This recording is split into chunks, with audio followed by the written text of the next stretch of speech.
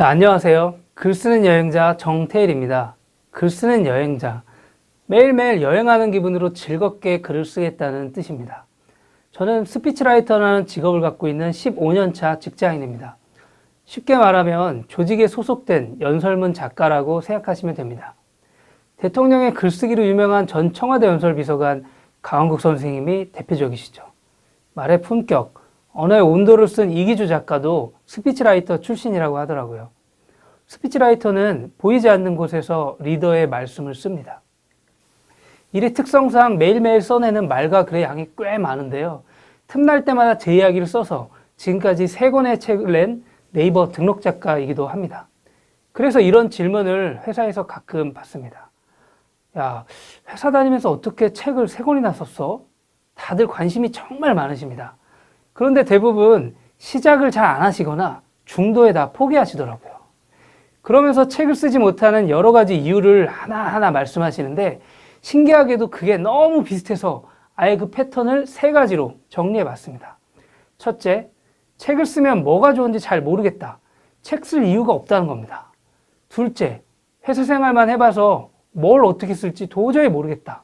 재능이 없어서 못 쓴다는 거죠. 셋째, 너무 바빠서 여유를 낼 수가 없다. 쓰고 싶어도 도무지 시간이 없다는 겁니다. 한마디로 3가지가 없다는 건데 저는 이걸 산무현상이라고 이름까지 척하니 붙여놨습니다. 그럴듯하지 않나요? 자, 그러면 정말로 책을 쓸 이유가 없는지 한번 생각해 보죠. 책을 쓰면 명성을 얻을 수 있습니다. 잘 되면 돈도 꽤 벌 수 있습니다.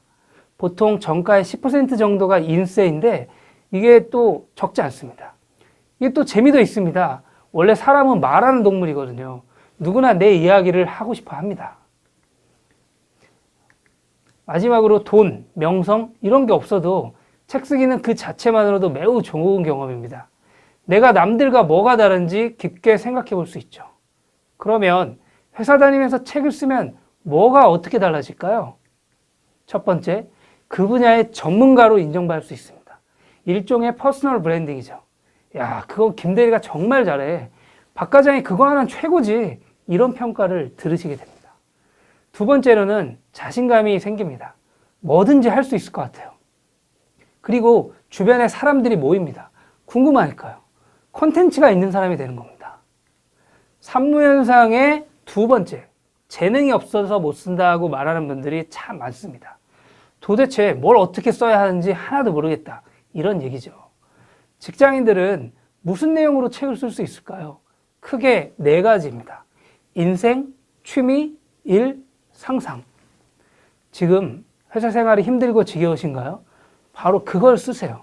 예전에는 그럴듯한 영웅담이 박수를 받았지만 요새는 힘들고 찌질한 이야기라도 진솔하게만 쓰면 많은 공감을 얻고 여러분들이 응원을 해주십니다. 주말마다 등산, 낚시를 하시나요? 아니면 자전거로 국토여행을 하셨나요? 이번 여름휴가에 동남아 3개국을 아주 싸게 다녀오셨다고요? 쓸 게 참 많네요. 10년 넘게 한 가지 일만 해오셨다고요? 그 분야에 대해서 누구보다 잘 아시겠어요. 회계, 총무, 기업, 영업, 홍보, 회사 생활은 참 무궁무진합니다. 남다른 공상에 자주 빠지신다고요? 역사에 관심이 많고 그런 상상들을 이야기로 쓰시면 됩니다. 자, 그러면 책을 본격적으로 쓰시기 전에 한번 요즘 트렌드가 뭔지 살펴보면 조금 도움이 되실 겁니다. 첫째, 나답게 살기입니다. 워라밸, 신경 끄기, 칼퇴, 월세집 꾸미기 이런 거죠. 남의 눈치를 보지 않는 겁니다. 둘째, 여성과 가족, 아이 잘 키우는 법, 여성으로 사는 법. 이제 여성은 출판의 가장 중요한 화두가 됐습니다. 셋째, 힐링입니다. 불안하고 우울할 때 따지거나 가르치려 하지 마세요. 그러면 꼰대라고 얘기 듣죠. 나도 이만큼 힘들어. 그걸 그냥 솔직하게 보여주시면 됩니다. 그런 공감과 소통이 주목받는 시대가 이제 왔습니다. 넷째, 글쓰기인데요. 저는 요새처럼 글쓰기가 주목받는 시대는 처음 본 것 같습니다. 호모 사피엔스를 넘어서 호모 스크리벤스, 즉 글쓰는 인간으로 진화하고 있다는 말까지 나오고 있습니다. 산무의 마지막, 시간이 없다. 그래요. 인정합니다. 직장인의 삶이란 게 야근에, 회식에, 보고서에 생각만 해도 머리가 아프죠. 저도 마찬가지입니다. 월급쟁이라는 사람이 다 그렇죠. 일이라는 건 끝이 없습니다. 그래서 저는 책을 쓰기 위해서 출퇴근 시간에는 에버노트나 네이버 메모 이런 걸 활용해서 아이디어를 모읍니다. 책에서 좋은 글귀를 발견하면 책 속에 한 줄이라는 어플에 접속해서 적어놓고요.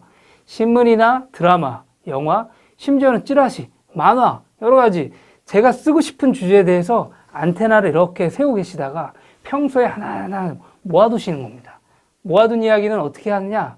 그 다음에는 주말에 동네 카페 가셔서 2시간 정도만 그걸 차근차근 정리해 보시는 겁니다. 블로그에 올리셔도 좋고요. 페북에 주절주절 쓰셔도 좋아요. 제가 추천하는 건 짧은 칼럼을 한번 주제를 갖고 써보시라는 겁니다. 어라운드, 씀, 브런치 이런 글쓰기 어플이 많이 있는데 다들 정말 편리합니다. 저는 특히 브런치를 활용하고 있는데요. 좀 웃긴 이야기지만 제 이름을 따서 주간 테일이라고 매주 매거진을 발행하고 있어요.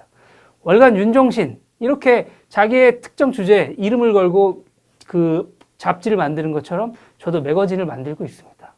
매주 수요일마다 호수차에는 한남동 에세이를, 짝수차에는 글쓰기 칼럼을 쓰는데요. 한남동은 제가 나고 자란 곳이고 글쓰기는 제가 하고 있는 일입니다. 여러분들이 글을 쓸 때는 자기가 가장 잘 아는 것에서부터 이야기를 시작하시면 되겠습니다. 저를 응원해 주시는 분들이 이 저의 주간 테일이 이 매거진을 월 9,900원에 구독해 주십니다. 참 고마우신 분들이죠. 벌써 17분이 돈을 내고 제 글을 읽고 있습니다. 적은 수고, 어떻게 보면 적은 돈이지만 그분들이 계시기에 독자가 있고 제가 구독료를 받으니까 마감을 지키게 되더라고요. 이게 재미로 시작했는데 요새는 정말 큰 일이 됐습니다. 5개월 정도 발행하니까 누적 조회수는 9만을 넘어갔고 가장 조회수가 많았던 글은 4만 가까이나 됩니다. 이렇게 쓴 걸 각 주제별로 묶어내고 그거를 하나하나 각색을 하면 그게 바로 책이 되는 겁니다. 책을 쓴다는 거 아주 끔찍하게 어려운 일이 아닙니다. 차근차근 습관을 들이시면 누구나 할 수 있는 일이십니다. 자, 제가 여기 드라마 미생 주인공들을 잠깐 보여드릴 건데요. 이 8명 중 누가 책을 쓸 수 있을까요? 저마다 다 사연이 있고 각오가 남다른데요. 제 주변에도 이런 분들이 많으십니다. 자, 힌트는 손에 뭘 들고 있는지 보시면 됩니다. 5분이시죠? 맞아요. 펜을 든 사람이 책을 쓸 수 있습니다.